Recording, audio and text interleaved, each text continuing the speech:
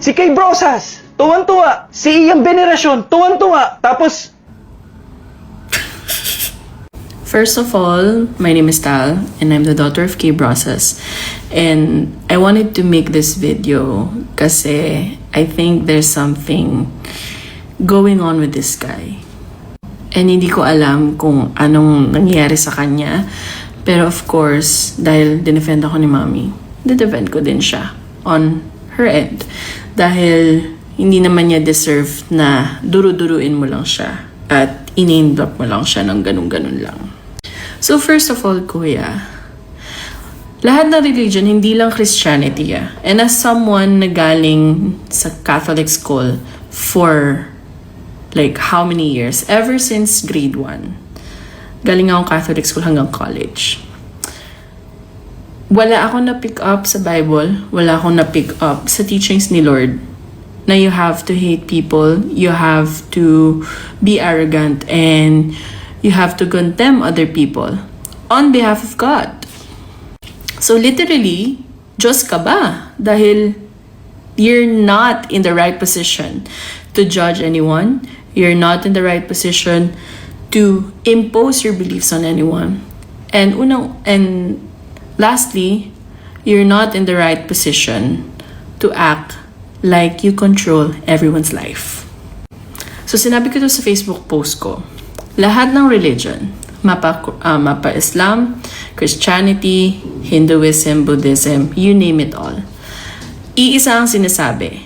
And lahat ito, ipapakita ko yan. Examples lang yan from Quran, from the Bible, and from the teachings of various religions. Lahat sila iisa na sinasabi, kuya. Lahat sila sinasabi nila na hindi tama ang maging mayabang, hindi tama na magpaka-morally superior ka, hindi tama na nangihate ka ng kapwa mong tao dito sa mundo. So, kung ang lahat ng religion ay ganun ang sinasabi, who are you to judge? Who are you to go to these interviews, imposing your beliefs, telling other people na, ganito ako, ganyan ako eh. Just to prove that, you're a good man? I don't think so. And, ang ironic pa dun is, I'm actually agnostic. So, wala akong pakialam kung anong sasabihin mo. Kasi, unang-una, hindi naman ako Christian. Hindi na ako practicing. So, unang-una, if someone has a different belief, someone has different values, or someone has a different religion from you, you don't impose anything. You just share with them yung teachings ni Lord. You just share them what's the good in the Bible. But you never impose your beliefs in them. Because, again, iba-iba tayo ng opinion. Iba-iba tayo ng kinalakihan at iba-iba tayo ng mga gusto sa buhay. At huwag natin pakialaman yun. And ang nakakatawa dun kasi is you're acting so overly religious, but you're not being Christ-like. You're not displaying attributes of Jesus Christ. And hindi ko magets bakit ka gumagawa na itong mga interviews na to and all. But if this is your way to spread the word of God, to spread Christianity, and to convert maybe people, you're doing the wrong thing. Because yung ginagawa mo is actually the absolute opposite ng tinuturo ni Lord. And I'm freaking sure that the Lord doesn't like what you're doing. And that makes you a hypocrite. And being a hypocrite, that means that you don't practice what you preach. You're saying the right things, but you're not applying it to yourself. You're declaring that you're a holy man. You're declaring this type of like a godly man that you are, but you are actually not. And ang nakakatawa doon and ang ironic doon is tinalo mo pa yung mga atheists or non-religious people na wala silang religion, but they have so much humility, they have so much compassion, they help people, they help the community. But Nakakatawa kasi yun pa nga ang Christ-like attitude, diba? Attributes, they say. But ikaw, na overly religious, wala ka ng mga nun. Ikaw nga yung overly religious. Yung mga ibang mga walang religion, they have that Christ-like attitude, but wala ka. Doesn't make sense, right? So, madaling salita, yung religion, iba ang epekto sa'yo. Parang ang epekto sa'yo hindi maganda.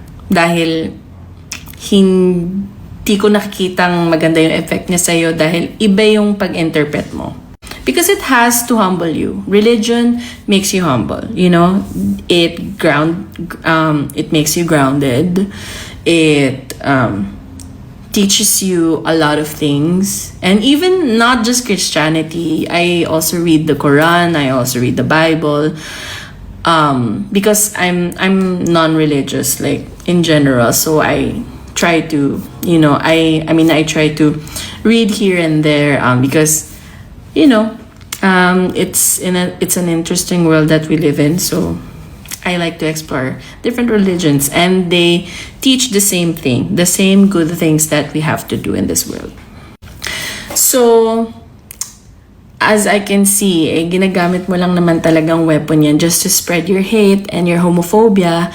And kung ano man hindi ko alam kung anong mindset mo, narinig ko din kasi na meron kang sinasabi din na about sa mga bra, sa mga, I don't know, hindi kita magets, kuya. And lastly, wala naman nangyari sa akin. Hindi naman ako, sabi nga ng mami ko, hindi naman ako nag-addict, hindi naman ako nagsusugal, hindi naman ako napariwara. So, I don't know why are you so hateful to us na wala naman kaming ginagawa. We're just living our truth. And pinalaki ako ni mami na maayos. Wala naman siyang ginawang masama sa akin na masasabi ko na dapat ko siyang itakwil or dapat ko siyang i-condemn or something. You don't condemn people. And ikaw, sobrang dali lang sa'yo mag-condemn ng ibang tao kahit hindi mo naman sila kilala at hindi mo naman alam kung anong pinagdadaanan nila. So again, in short, hindi masamang tao or hindi naging masamang ina yung nanay ko just because tinanggap niya ako bilang tomboy. Okay? And I don't hindi ko talaga mag-gets kung anong point mo. Pero humahaba na to and I don't wanna waste any more time. So, kuya, kung gusto mong i-save yung ibang tao, kung gusto mong mag-preach about the word of God, siguro ang una-una mong gawin talaga is i-apply mo siya sa sarili mo. Yun lang. Piece of advice. Thank you.